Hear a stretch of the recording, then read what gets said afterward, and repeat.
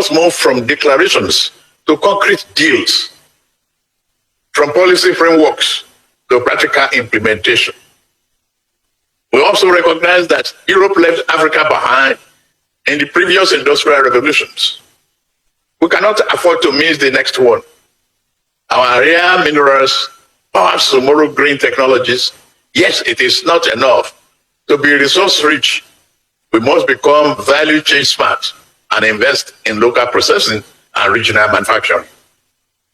The era of one pit to the port must end. We must turn our mineral wealth into domestic economic value, jobs, technology, and manufacturing. The fundamental transformation will not come solely from the government, but from unleashing our people's entrepreneurial spirit. Government must provide the right environment, law, order, and market-friendly policies while the private sector drives the growth. Our task is to find new and effective ways to invest in our collective future, improve the business climate, and create opportunities for our youth and women. Let us emerge from this summit with... Hello everyone, thanks for joining us on TVC News this Sunday morning. We start off in the nation's capital, where President Bola Tinubu says West Africa must do more to grow its own economy and compete on the global stage. He made this statement on the finest day of West Africa Economic Summit alongside other regional heads of state. Senior reporter Ademola Lawrence report.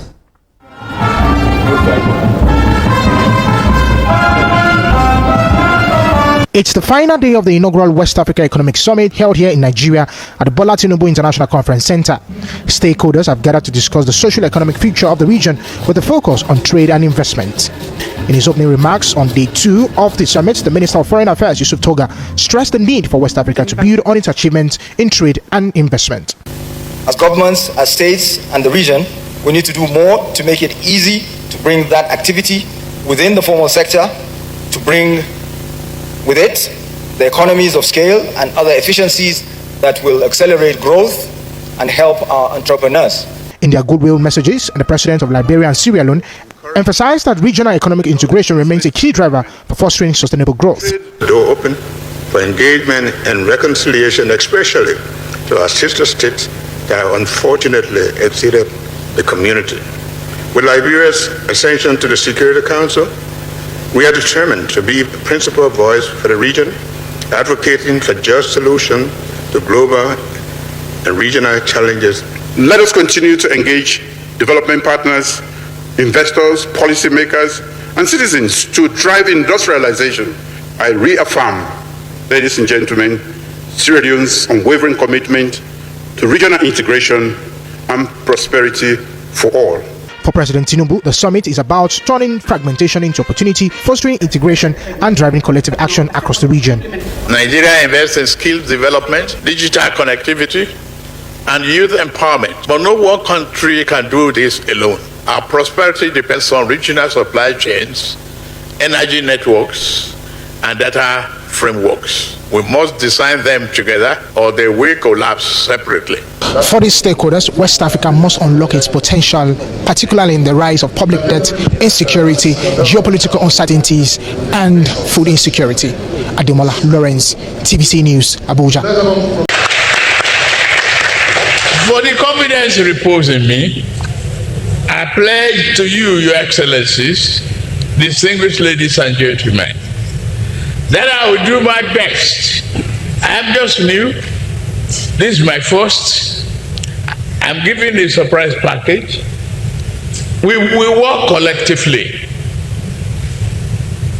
to pursue inclusive economic integration of West Africa sub-region. We should serve a warning to exploiters that our people have suffered enough.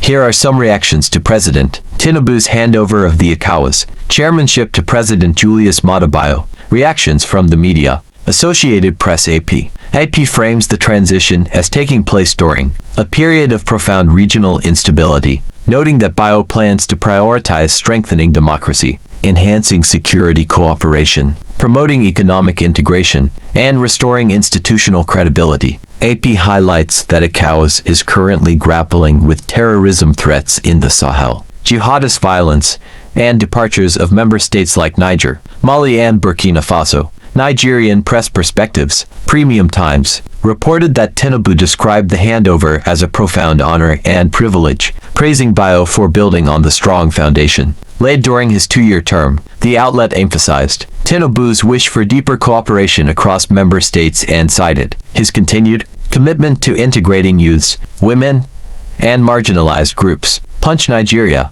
reported Tinubu expressing concern about the slow operationalization of the ECOWAS standby force, calling the sluggish pace a little bit worrying. He also urged leaders to move swiftly to activate the force to tackle terrorism and transnational crime. Regional context, CHAN and ELS-TV highlighted that Bio's election was not always anticipated, with earlier speculation favoring Senegal's President Faye. It also reinforced Bio's priority areas: restoring constitutional order, security revitalization, economic integration, and institutional credibility. The Nation Nigeria underlined that Bio acknowledged the serious challenges West Africa faces, including coups, jihadist threats, illicit arms, and democratic backsliding. He pledged a 4-point agenda focusing on democracy, security, economic integration, and institutional reform. This video shows key moments from the Abuja summit, capturing both Tinubu's closing remarks and Bio's acceptance speech. Summary of reactions, source and key highlights. AP stressed focus on democracy, security, institutional credibility, noted regional instability and member exits. Premium Times eulogized Tinubu's leadership and applauded Bio's commitment to building on his legacy. Punch Nigeria expressed urgent need to operationalize ECOWAS standby force. Channel's precise overview of Bio's priorities, noting surprise election outcome. The Nation emphasized region's multiple crises and Bio's 4-point reform agenda. Across the board, commentators have welcomed the leadership transfer, with Tinubu's tenure praised for its steadiness and advocacy for regional integration and security reforms. Meanwhile, President Bio's inauguration has raised expectations for a proactive focus on democracy, security collaboration, youth-centric economic policies, and institutional trust building at a critical moment for West Africa.